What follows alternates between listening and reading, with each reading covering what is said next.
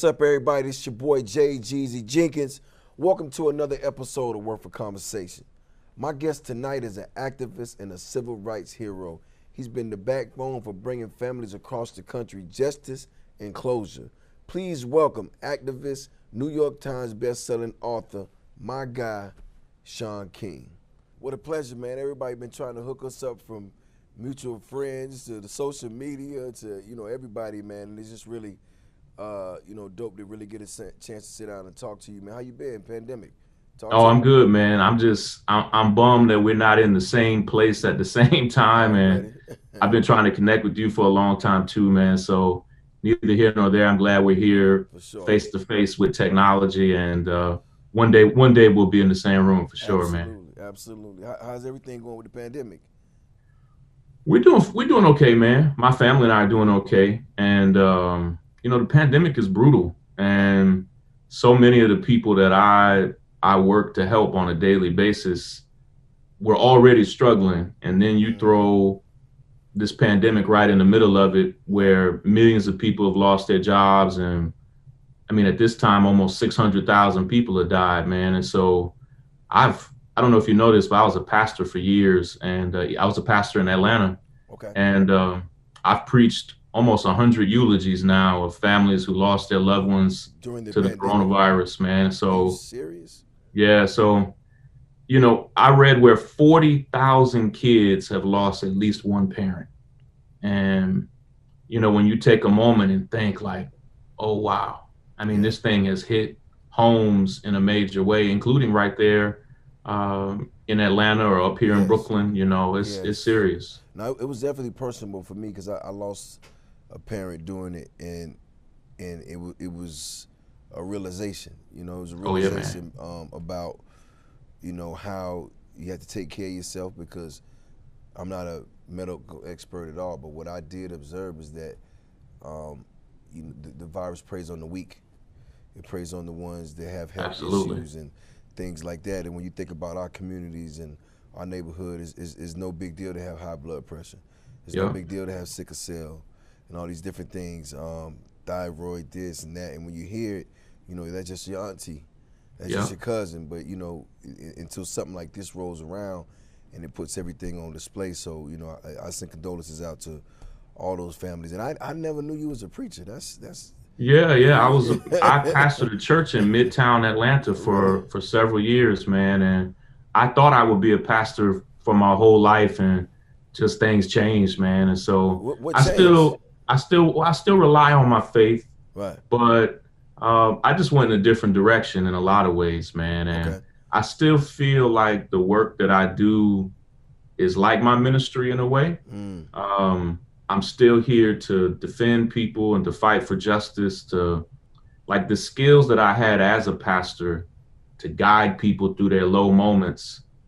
All of those skills are still super relevant when you're guiding people through injustice and police brutality and mass incarceration. Like, I'm still helping people through funerals, helping people through loss. So, I mean, I went to seminary in Atlanta, and I thought I would be a pastor forever, man. But in some ways, I feel like all those skills are as relevant today as they were 20 years ago. Wow. Do you feel like it was something in your life that just was a dramatic change that led you to stop being a pastor, or you feel like your purpose was bigger than your talent? Well, some of it was, even when I was a pastor in Atlanta, I was in my 20s. Okay. And I'm 41 now. I think you and I are about the same age. Right. And in my late 20s, I wish I had the maturity that I have now. Like, I wish I had the wisdom of a 41-year-old when I was 29. Some of it was the things I was trying to do as a leader and as a pastor. I was often pushing people too fast. A lot of times I was pushing people to even ignore like the traditions of the church. And I grew so frustrated that like I just didn't have the patience that people would not move at the pace that I was wanting them to move. If I could go back now 12 years ago to when I was in Atlanta pastoring, with the patience that I have today, I would probably do things very differently. Right. So a lot of that was me, was me and my immaturity. But all things work together, man. And yeah. Even though I'm not a pastor today, I still see how those lessons and skills have really helped me be effective in a lot of ways with the work I do today. Yeah, I mean, it definitely. I mean, being a pastor is a great form of leadership. So to me, I can see that transitioning into what you do now, because it's leadership, it's organization, it's getting people on the same page.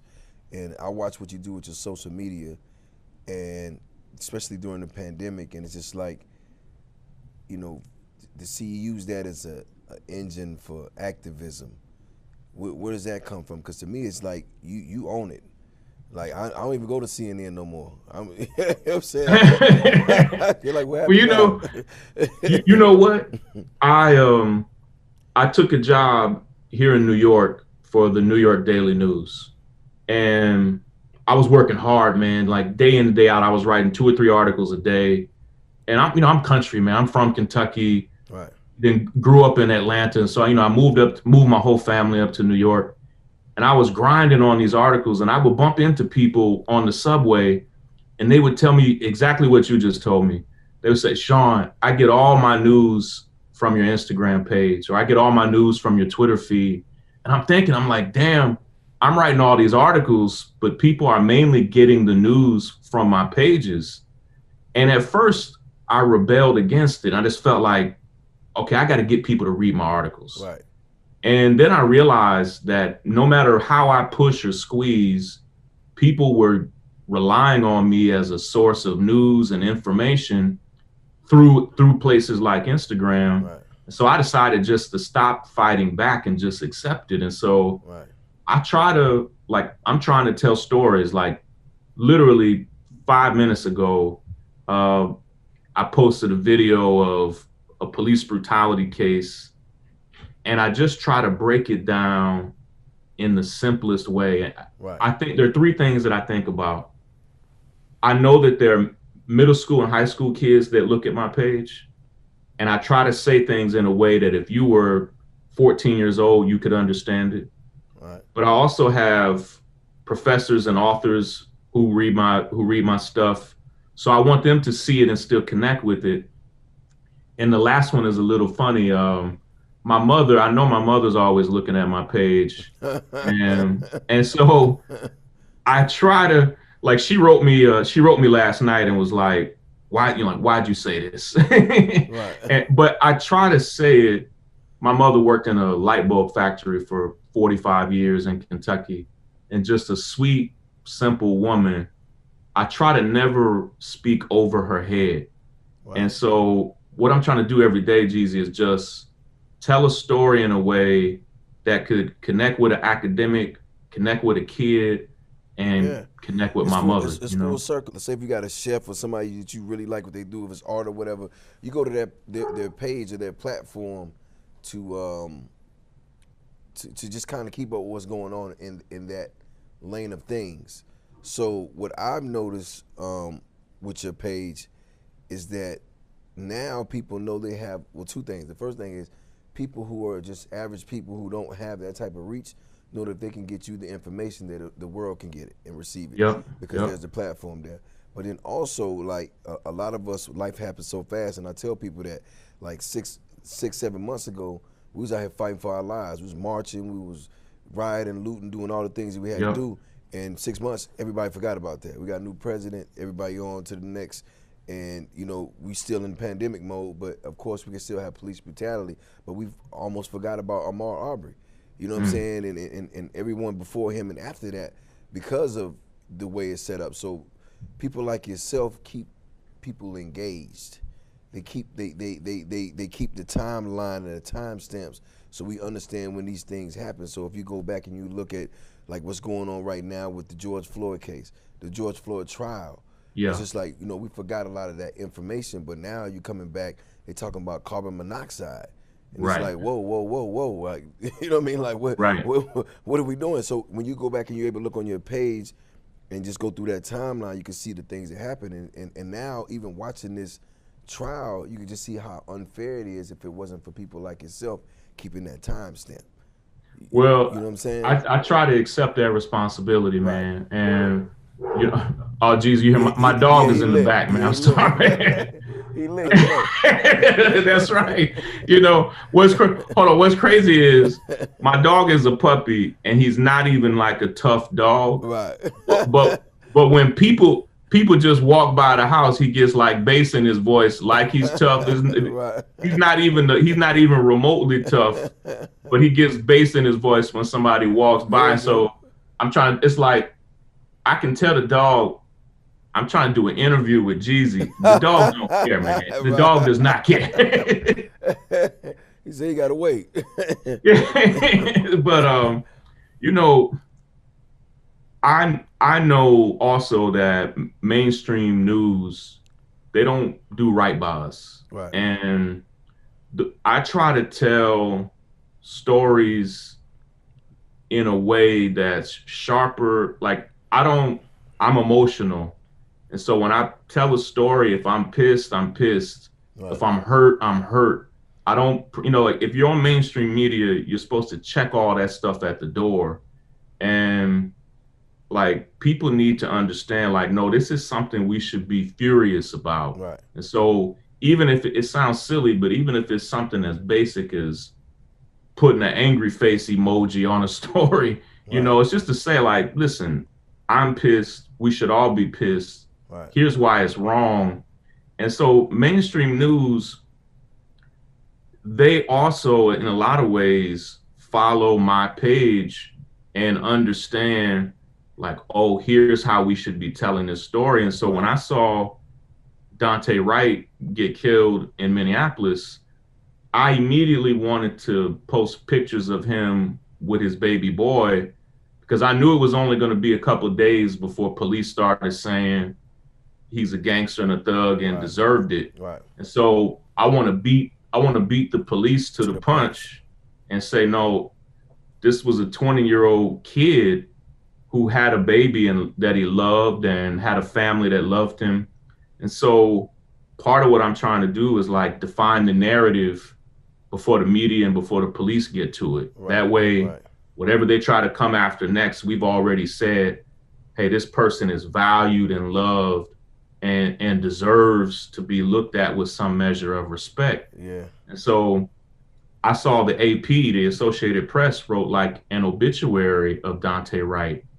And it was a sweet, heartfelt, humane obituary. And I had never seen them do that for a victim of police brutality before. Wow. And what it meant for me was like, listen, everything's not changing, but slowly but surely, when you have a place like the AP writing a really sensitive, humane obituary about a kid and leaving out the mistakes he had made and everything else, but just telling a humane story of him, it was a change for me. And I felt like, in some ways, me and other people that use social media to tell these stories have kind of set the tone for how you do that. I got to go to break, but don't go anywhere, because when I come back, I got more with Shaun King right here on Worth the Conversation. Welcome back to Worth the Conversation. I'm talking the movement and more with activist Shaun King. Now with the George Floyd case trial, it almost feels like he's on trial. Well, we knew they were going to do that. Like, we knew that the defense really only had one angle, because Derek Chauvin was the supervisor on the scene. He was the oldest officer there, and the other officers who were there, he was all of their supervisor. And so you have this basically modern day lynching that happened in broad daylight. Everybody who was on the scene knew it was terrible, knew it was wrong. There were women, children, senior citizens. There was a mixed martial artist. There was a person from the fire department, and they all were begging Derek Chauvin to get off of George Floyd. And what we now know is George Floyd had been dead for almost five, like completely breathless and motionless for almost 5 minutes, and they continued to stay on him even after that. And so the defense really only had one angle, and that angle is to make George Floyd out to be what I would call like a throwaway person. So they start talking about him having a drug addiction. They start talking about him having other health problems and him having a criminal past. What they're trying to do there in the minds of the jury is to give that jury permission to throw this man away. Right. And if I was the defense, that's about all they've got. Right. And so as I know George Floyd's family and I know his attorneys really well, but I try to approach a case like this and think, what would I do if I was on the prosecution, and what would I do if I was on the defense? And the defense has it's a horrible case. Like, it's on film. Derek Chauvin has a history of misconduct. Right. And so all they can do is try to put George Floyd on trial. And so as much as that frustrates me, that's the job of a defense attorney, to try to find a way out for their client. But the defense in this case, Derek Chauvin's attorneys, they've been horrible, man.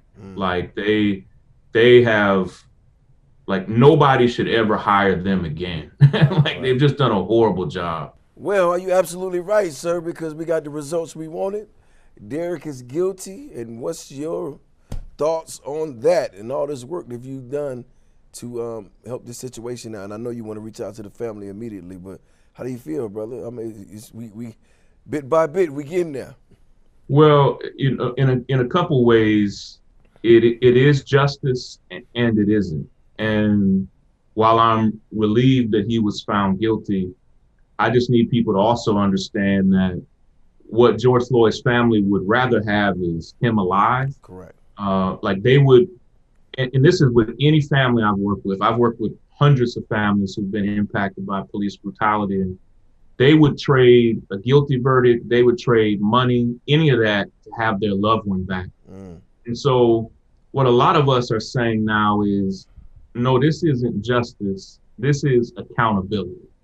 And if you think of the scales of justice, when George Floyd was murdered the way he was, when he was, it made the scales of justice like horribly imbalanced.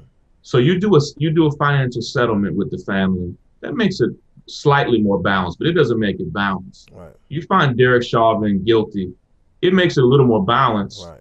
But as long as George Floyd is still dead, right, like, you can't balance it out. And so what this really is accountability. And right, accountability is a part of justice. But justice also means, like, justice is more far reaching. Justice means making sure you never do this again. Right. Justice means changing the system that produced this. And so Minnesota, Minneapolis has a lot, and our whole country has a lot of work to do to say, what do we have to change moving forward, right, to prevent the next George Floyd, the next Deonte Wright. Right. And so I'm pleased because these verdicts are so rare. Less than 1% of police who kill somebody ever even go to trial. And then it's just a fraction of 1% that are found guilty. So we should celebrate it as the victory that it is, right, and then say, good, now let's hold the rest of the officers accountable. Absolutely. Because there was a man on George's back, there was a man on George's feet, there was an officer who oversaw it all and stood above George and refused to intervene. And there's an unjust system that needs to change as well. And so Derek Chauvin is one piece, right, but now let's keep pushing for the rest of them. Going back to Deonte Wright, do you feel like he was the reason that he feared for his life was because of all the prior incidents? Because if you're a black male and you're being apprehended by 3 or 4 more officers, you're in your 20s, You've been watching the media, your social media, you see what's going on, and all you see is guns and people talking to you as if you did something wrong. Yeah. And the thing to me is, where does it come to a place where you rather run for your life and end up being killed than just to go to jail and your mom is able to come get you out the next day? Because I feel like at some point you explain that to a 20-year-old. It's not that serious. You're not really in all that trouble. It's a traffic warrant. You can call somebody to come down to get you. We'll sort this out.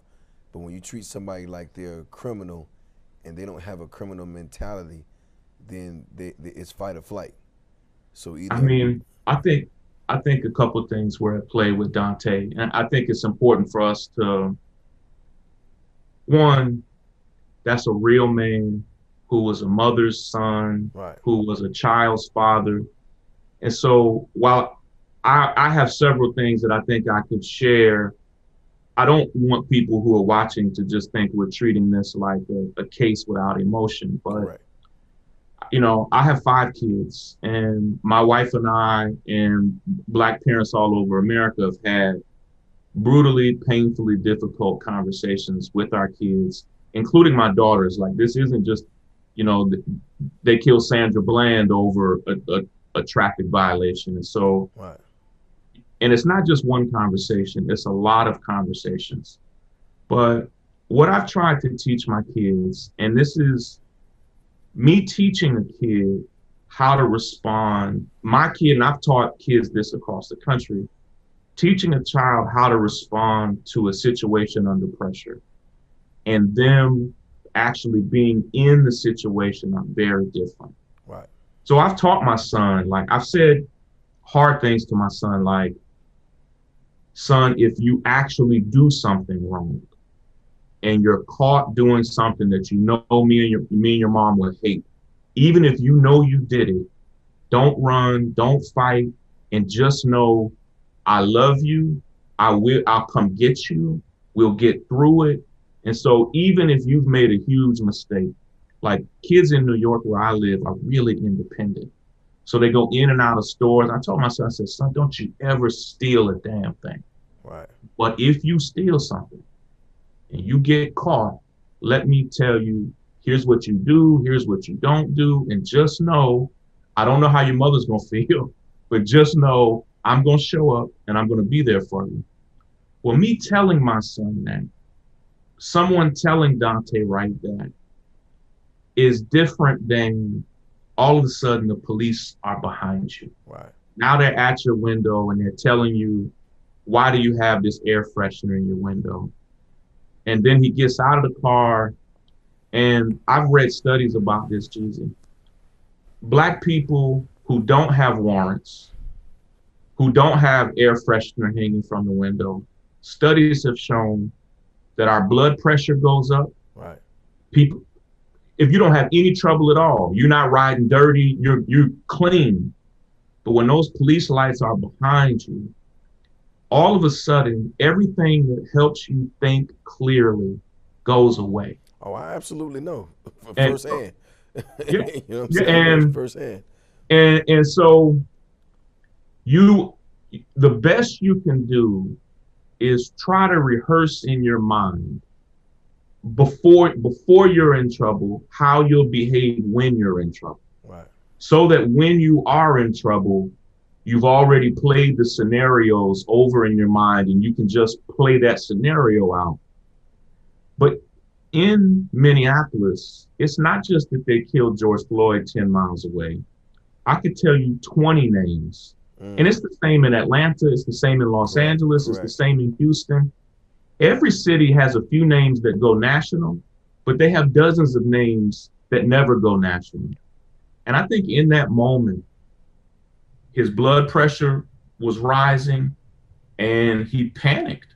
And when they told him that he had warrants, in that moment, I wish, and his family wishes, that he would have done A, B, or C.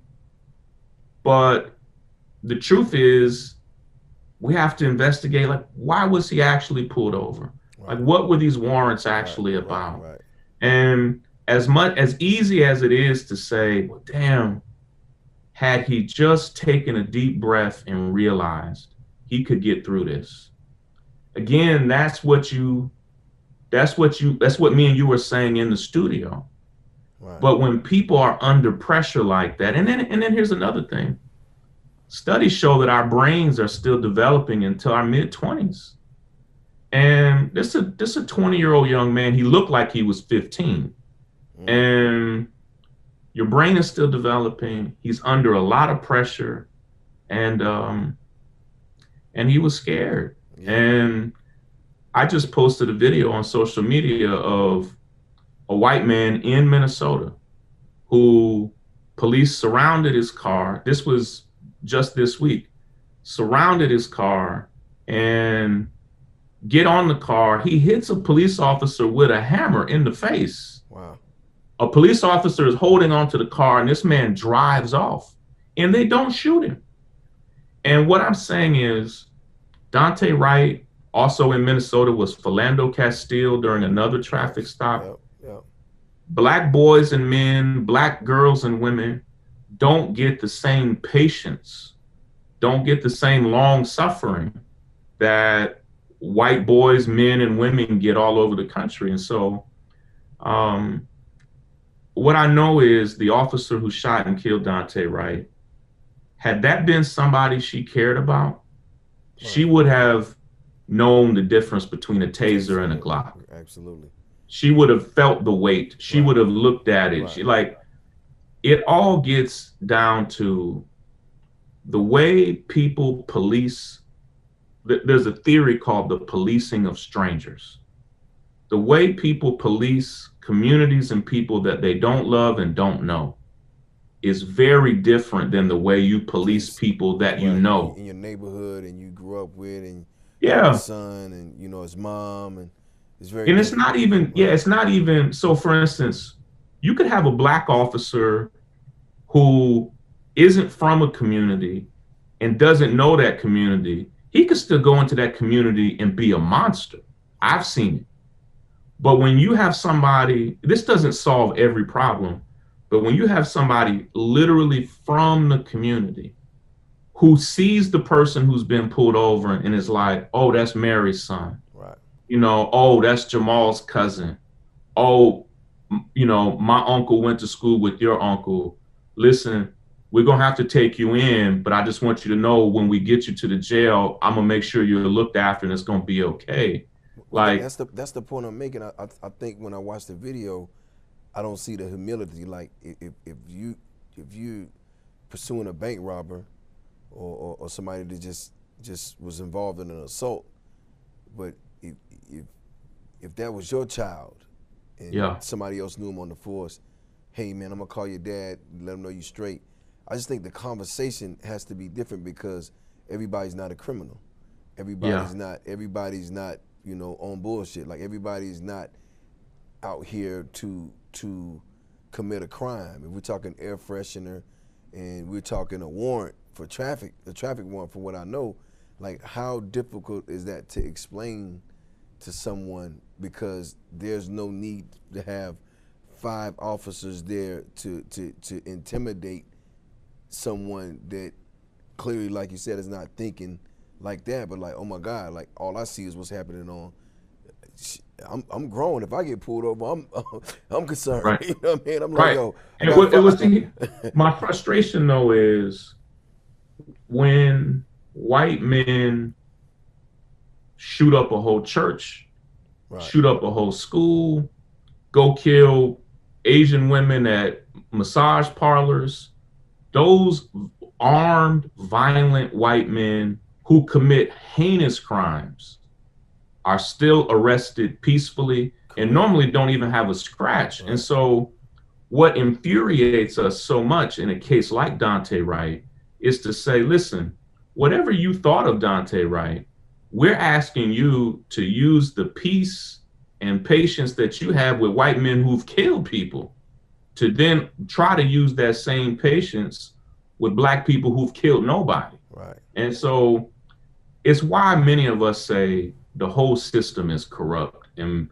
I believe that in a lot of ways, we feel that we should tear the whole system down and reimagine what public safety actually means. It's not about it's not as simple as saying, let's reimagine policing. It's about really imagining what public safety is all about. Like, here's how I try to illustrate it for people.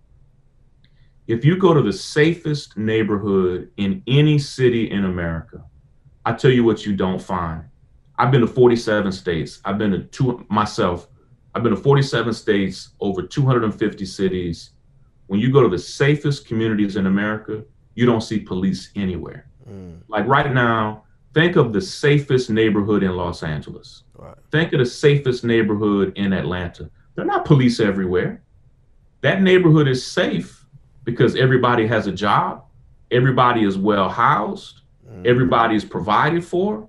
Now, if you go to the safest neighborhoods in America, guess what? They still buy drugs, they still do drugs, but instead of being arrested for it, they get treatment. You know, they still have domestic abuse, but instead of being arrested for it, they get counseling. Therapy. And so the truth is, if you go to the safest communities in America, you can't even find a police car in those communities. And so they want to define for Black communities all over America, safety as having more police. But that's not normally how people in the safest communities define safety for themselves. And so we're saying we want that type of safety. I have to take another break right quick, but when I return, I'll be tapping in with Shaun King about cracks in our criminal justice system. Oh, we about to get deep. Welcome back to Worth the Conversation. I'm chopping it up with Shaun King, and we're talking policing in America. Okay, so when you say defunding the police, does that, or police reform, were you leaning more towards? Well, I actually really like the phrase defunding the police, and I can explain why. Okay. First, I see good people every day, not trolls, not white supremacists, who tell me, Shaun, I don't really know what defunding the police means. And I want to explain what we mean when we say this. The United States has more people in jail, more people in prison, more police officers, more jails and prisons, not only than any country in the world, than any country in the history of the world. Wow. We often say that there are about 2.3 million people in jail or prison. That's true on any given day, but over the course of a given year, almost 10 million people are in jail over the course of a year in this country. That's 5 times more than any country in the world. And we do all of that and don't really get the outcomes that we say we want. Crime doesn't go down. Drug addiction doesn't go down. The things that we say we want to go away don't go away. What we know is over-policing communities doesn't actually make those communities safer. I saw a speech, Jeezy, from Malcolm X in 1963, where he was joking, but he was serious. He was saying, our communities have more police than any other community, but also have more crime than any other community. He said, I'm starting to think the police are causing the crime. It's just to say that more police in a community isn't what makes it safe. And when we say defunding the police, we're like in Los Angeles, over 50% of the city's general budget, over 50% goes to policing. It's like 50% for police and then 50% for everything else, from public health to education. And it's like, no, that's an imbalance. If you go to London or Paris or any big city, a Mexico City, it's normally 5% of the budget, 10% of the budget. In our cities, policing is 30, 40, 50% of the budget. We're saying, no, we need to review that and ask ourselves, is that money even being used effectively? I'll use the words of Dr. King. Dr. King said, budgets are moral documents. Budgets are moral documents. He said they show a city's heart. They show a country's heart. They show your priorities. But the same is true for me and you. Our budget shows our priorities. We Right. we prioritize what we value. Right. And in a city that doesn't prioritize mental health, doesn't prioritize counseling or therapy or treatment, Right. doesn't prioritize kids, after school programs, education, all of a sudden, if all you prioritize is law enforcement, you get what you get. And so we're saying, let's look at the budget. And people may hate the phrase defund the police. Let me say it another way. Let's find smart ways to reallocate our budgets that actually help people. Right. That's all we're saying. I think And that's the misconception, because when you hear defund the police, people like, like my aunt, like, so we ain't gonna have any police, like who we gonna call? So it's just like at that level, like I don't think a lot of people understand what city state legislation is, and budgets, and how things are broken up, and how but your each aunt is city. right though. Right. And all of our families and communities across the country, what your aunt and my aunt, what they're saying is, hold on, I need to be safe in my community. Right. I want, nobody wants our communities to be safer than Black people. All right. We want safe communities. What we're saying is there is a smarter, more holistic way to produce safety than just flooding communities with police officers. Yeah. Gonna take another break, but when I come back, Shaun King's gonna tell me how he balances life and activism. When we come back, right here, Worth the Conversation. Welcome back to Worth the Conversation. I'm talking activism and much more, right here with Shaun King. I'm just like going through like what you went through, like your transition from being a pastor to, just really standing with your people. I mean, I couldn't help but to notice, because I've heard, certain stories just through the grapevine about like different instances, even from Tamika Mallory, some things she ran through. Shouts out to her as well. And I mean, at any point in any of this, like, do you fear for your safety? I know you were telling me earlier, like when you travel, you feel different, but have you received any type of, threats that you feel like Oh yeah, man. real? Yeah, I have armed security here at the house right now. And Right. so, we get death threats almost daily. Like I personally get death threats regularly. Okay. And then again, who do I call? Right. Do I call the NYPD to report this? Oh, absolutely not. Do I call the FBI to report this? Right. Like last year, somebody found a whole Facebook page of police officers. This was in the news. A whole Facebook page of police officers who were literally plotting to kill me. Wow. And were plotting it on the Facebook page. What am I supposed to do about that? Who do I call? Right. Like, who can I trust to say, hey, there's something here that makes me feel unsafe? And so part of the struggle is we not only feel unsafe, but we don't have, 911 is not the same for us. Right. And so we have to basically figure out smart ways to protect ourselves without using police, without using the FBI. It frustrates me because I'm a taxpayer. Like I live in this country, I work hard in this country. We should Right. be able to trust these things, but we don't. And so no, I went through a lot of those things myself when my message started changing in my music. yeah, And I just immediately saw the difference in how I was treated. I didn't get death threats, by the way, but I did feel the tension. I did feel sometimes I'm that I was being set up. yeah, I got set up in Oakland, where they put something on me like that was real, and really almost turned the whole city of people against me, because it was like I took one of their own, and I didn't have any knowledge of it. Like I wasn't there, but it was set up and put out that way. And it was Minister Farrakhan who really put me up on game, because I was in my thoughts were cloudy, and I was just doing me and not realizing the things that were going on around me. So I commend you for standing strong on that, because that's not easy, especially when you got family and, it's brothers from the nation that do my security, and it's of all the criticisms that people have, somebody like me has to ask, who can I trust Right. that I know won't betray me or my family and will actually be here through thick and thin. Right.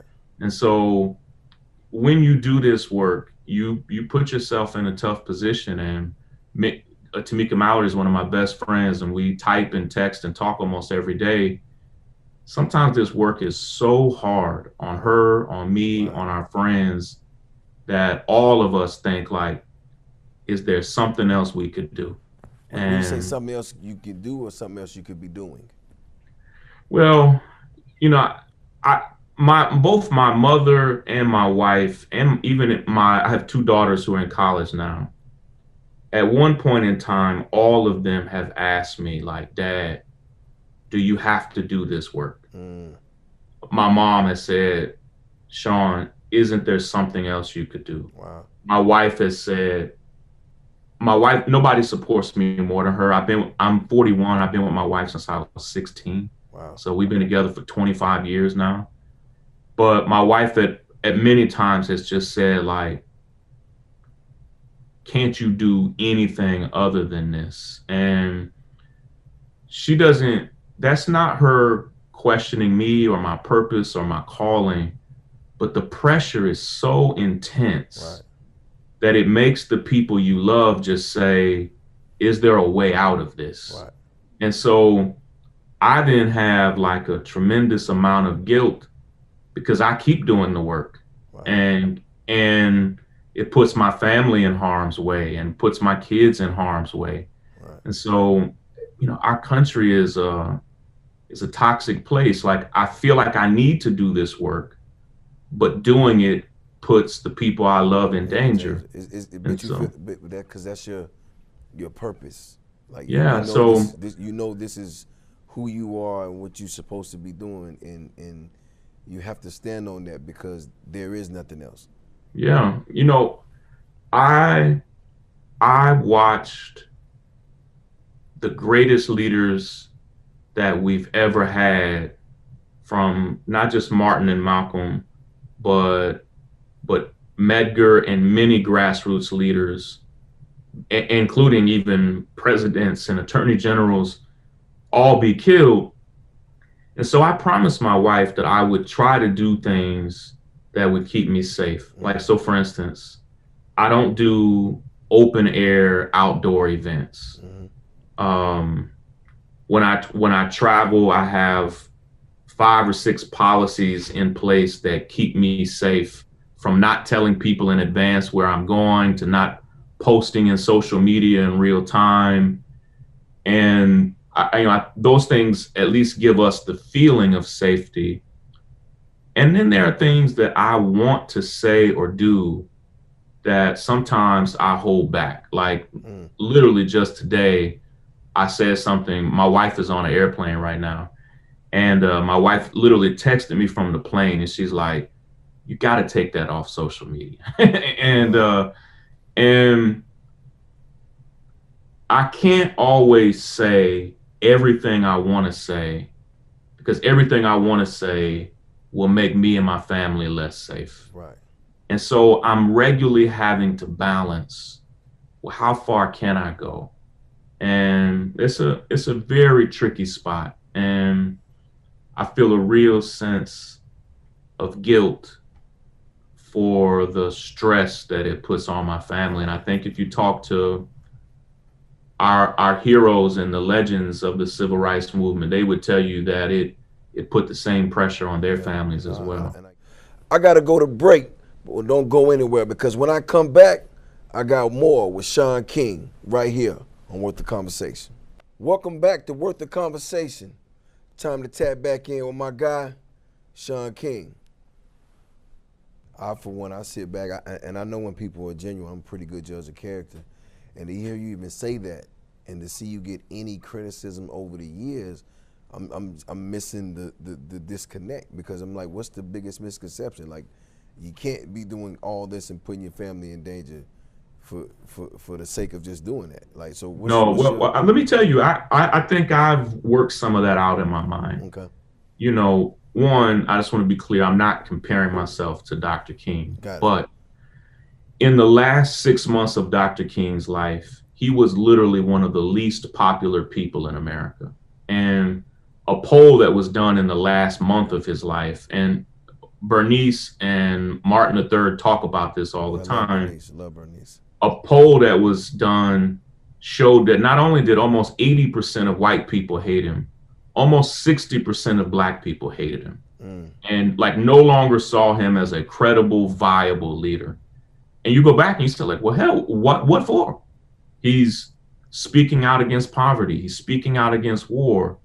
Well, there were so many factors at play that were from government to corporations to institutions that were trying to ruin this man's reputation, that by the time he was killed, he was more popular the day after he was killed than the day before he was killed. And now today, he has like a 90% approval rating. Well, but when he was killed, he was almost as popular as Farrakhan is today. I mean that literally. Right. Like, he was so unpopular that he was depressed. If you watch, there's a documentary called King in the Wilderness, and his peers, who many of you who you've met, from Andrew Young and Jesse Jackson and others, said they thought he was in a deep depression. Dr. King had even gotten, they show this, I'd never seen this, man. Andrew Young showed these video clips of where Dr. King had developed like a nervous twitch. And they sent, Dr. King had to go, Dr. King was sent to the emergency room. And they say all this in the documentary. It's won great awards, and you can actually view it for free on YouTube, King in the Wilderness. The doctors recommended that he see a psychiatrist. Wow. And Andrew Young and others told him no, because if you go see a psychiatrist and tell the psychiatrist your problems, this will get to the FBI and all of that. So that's deep. So here we have Dr. King, 39 years old. He's depressed. He's hated around the country. A doctor literally tells him he needs to see a therapist, and he doesn't go. And, you know, Ralph Abernathy, who was his right-hand man, got in trouble in the 90s for alluding to the fact that Dr. King might have smoked weed himself. And in the 90s, weed, like, it was seen differently than it is in 2021. And people hated Ralph Abernathy so much for saying that. But even that reveals, like, Dr. King felt like he had to be perfect, and he was struggling, and even Black folk had lost respect for him. So when I see people like, I worship the ground Tamika Mallory walks on. Like, she can do no wrong by me. To see people critiquing her like she's an enemy of our people, I'm like, I gotta scratch my head. And then I realize it's like, no, this is what it means to do this work. When you do work like this, now there are days where I'm popular. Like, last year I got a big award from Rihanna. Last year I also trended for negative stuff every other month. So I can't put my value in my popularity, because it's up, it's down, it's up. I try to stay focused on the plans that I have, the strategies that I'm fighting for. But when it gets ugly, man, it hurts. And listen, brother, we're gonna give both of y'all roses while y'all here, and everybody else that's out there leading that movement. And we're definitely watching, we're definitely supporting. And you know, I'm just glad to sit down and talk to you myself, because I'm one of them. I gotta feel the energy. You know what I mean? Well, you know, I'm an energy guy too, man. And sometimes you gotta look people in the eye, man. And social media, it ruins that in a lot of ways. Like, you can hear people's voices and you can see them, but there's nothing like being able to get face to face with somebody. And we're gonna sit down too. If you're in my town, I'm in yours. We're gonna sit down and have a real one, and we're gonna stay connected too. Yeah, man. Look, before I get out of here, and I gotta say goodbye to my guy, man, and I appreciate his time and all his knowledge. I like to give my viewers and my you know, my audience and the people who really rock with me and come in for this information, some words of wisdom. And just sitting here talking with you today, you know, you might not be the most popular guy every day when you do what you love and when you out here fighting for your cause. But in the end, it's worth it because you're changing and you're helping lives. And at the end of the day, a lot of people don't have that person out here to fight for them, so we have to fight for each other. We have to use our resources, we have to use our time, we have to use our connections, but we have to have a cause because a man without a purpose isn't a man at all. So whatever your purpose is, stay at it. Hey, I appreciate you, Shaun, and we got to stay connected, brother. And look, man, I'm here. You know, I got a few homies around back, so if you ever need some extra security, I'll Absolutely. Oh, and congratulations on your marriage, man. I'm excited. Thank you. We got a double date. Yeah, let's do it, man. Love. Be safe. Take care, brother. For sure. Bye now.